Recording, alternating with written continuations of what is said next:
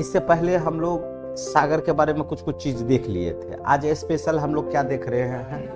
तरंग। अब यहाँ पे ही हमारा खेल होगा। आज जितना भी वेव वाला चीज है, समुद्र में जो लहरें चलती है तो पश्चिम से पूरब चलती है कि पूरब से पश्चिम चलती है, उत्तरी गोलार्ध में इसका डायरेक्शन कैसा होता है, आज ये सभी चीज हम लोग देखेंगे। लेकिन यहाँ जाने से पहले 3 वर्ड आप लोग को दिमाग में सेट रखना है। नंबर 1 लिख लीजिए।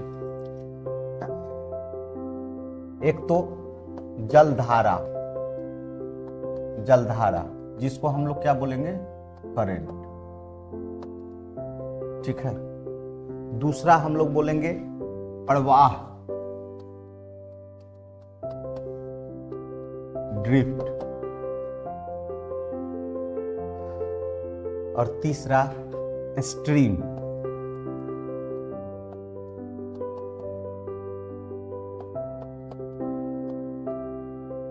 स्ट्रीम। ठीक है।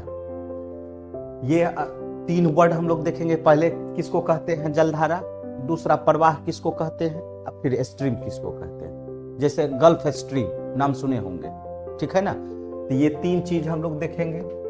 उसके बाद हम लोग देखेंगे जलधारा को प्रभावित करने वाले कारक, जलधारा को प्रभावित करने वाले कारक। फिर हम लोग देखेंगे सागरीय जलधारा के नियम, ठीक है। सागरीय जलधारा के नियम। फिर इससे हम लोग देखेंगे, नियम देख लेंगे तो कौन कौन जलधारा है, इससे लाभ, हानि और उपयोग है ना। कौन कौन जलधारा है, ठीक है। जैसे ये गर्म जलधारा है कि ठंडी जलधारा है, इसका परिणाम क्या निकला, तो यहां हम लोग क्या देख सकते हैं? परिणाम। इतना चीज देखेंगे तब आपका सागरीय तरंग खत्म हो जाएगा। क्लियर है? कोई दिक्कत है क्या? बोलो बाबू। नहीं। तो सबसे पहले अब नंबर 1 पहले हम लोग जलधारा देख ले, किसको कहते हैं? आप ही लोग बताइए तो जलधारा किसको कहते हैं? जल के बहाव जलधारा कहते हैं। अच्छा, जल के बहाव को जलधारा कहते हैं। ऊपर से जो गिरता है? अरे भैया, ये करेंट की बात हम लोग कर रहे हैं, करेंट, है ना जी। अब ये, हाँ, ये एक तो जल धारा है, ठीक है ना। मतलब ये क्या हो गया कि जो जल में हवाएं चलती है वो हमारा रिलेटेड होगा, वो नहीं ऊपर से गिरेगा, ठीक है ना। अब यहां हवा का मेन रुख होता है, क्या होता है? हवा का। लेकिन ये डायरेक्शन कहां होगा? तो समुद्र में होगा, ठीक है ना, तुम्हारे स्थल में नहीं होगा। क्लियर है? तो ये यहां का हम लोग बात कर रहे हैं। ये जो घेरा हुआ है, ये बात समझ में है ना। तो सागरीय जल तरंग है। क्लियर है? या तरंग से यहां जो है जलधारा तुम लोग लिख सकता है। अच्छा, एक चीज बताइए तो, पृथ्वी की घूर्णन गति कैसी है? पृथ्वी की घूर्णन गति पश्चिम से पूरब है कि पूरब से पश्चिम? जी हाँ, ठीक है। तो स्टार डाल करके लिख लीजिए। पृथ्वी के घूर्णन गति के कारण, हाँ क्या बोले? जी जी जी, पृथ्वी के घूर्णन गति के कारण सागर का जल घूर्णन के विपरीत दिशा में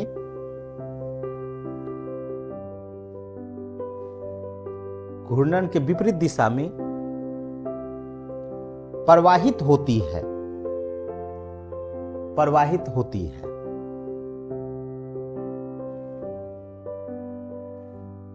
इसे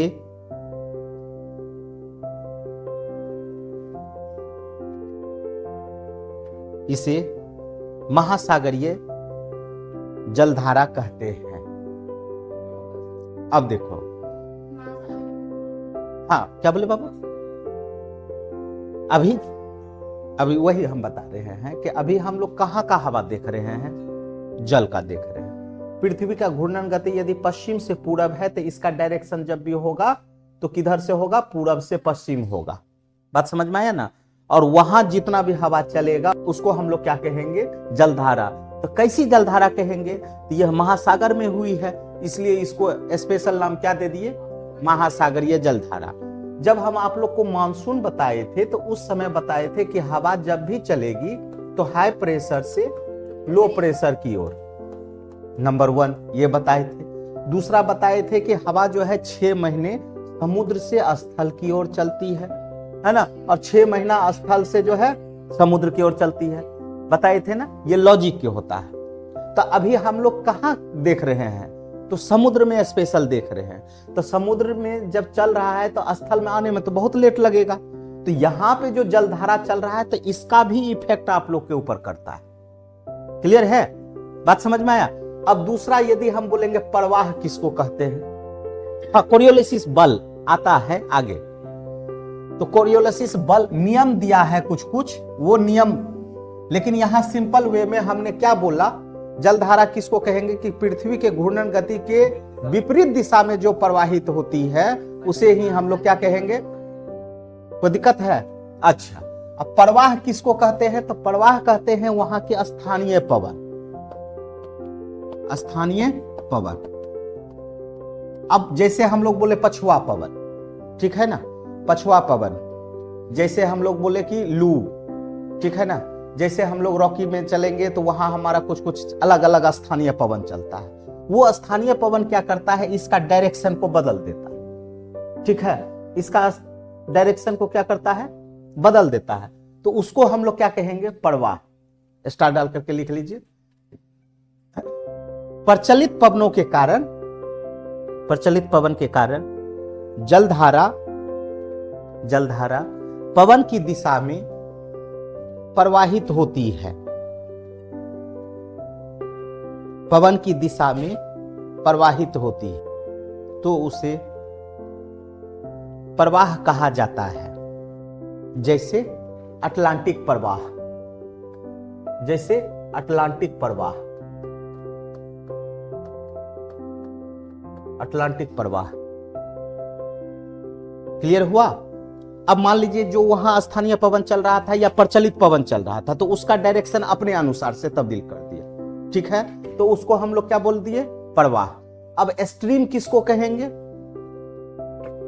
अब कहीं कहीं क्या होता है? आकृति होता है। अब मान लीजिए हम जैसे यहाँ का आकृति देख रहे हैं, सपोज कीजिए यहाँ का आकृति, तो देखो तो यहाँ जब भी हवा आएगा ऐसे घूमेगा कि नहीं?